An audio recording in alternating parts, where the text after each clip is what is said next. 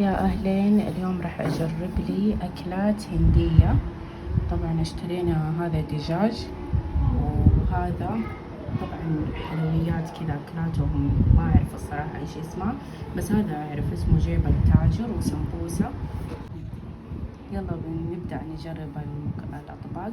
أول شي بجرب لي ذا، وأختي معايا بتجرب، ويلا نجرب ونعطيكم تقييمنا. طبعا انا ما اعرف الصراحه ايش اسماء اللي هي نفسها الاطباق، بس راح نجرب ونعطيكم تقييم.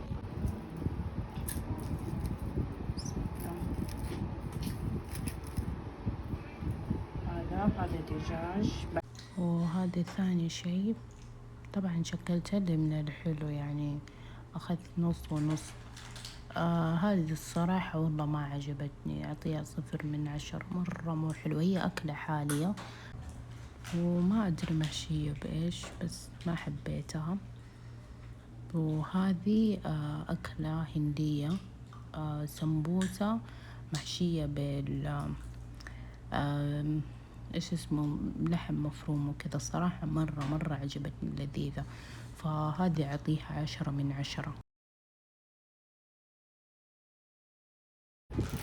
وهذه جيبة التاجر، طبعا معروفة، حتى هي محشية دجاج.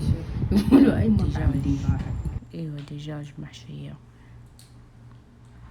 عجبتني الصراحة جيبة التاجر، ممكن اعطيها كذا 8/10.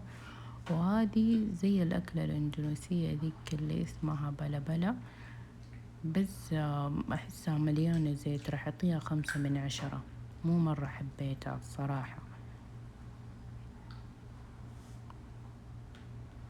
وهذه كمان برضو أكلة حالية، ما عجبتني للأمانة. هذه ممكن أعطيها، حتى هي 0 من تشبه لي ذيك الأكلة اللي أعطيتها، يعني 0/10. وهذه أكلة حالية محشية فيها تمر من جوا.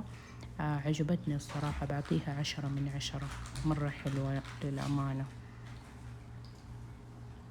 هي أكلة هندية، يعني تمر ويحطوا فيها دقيق ويحطوها في الزيت وكذا، حلوة للأمانة.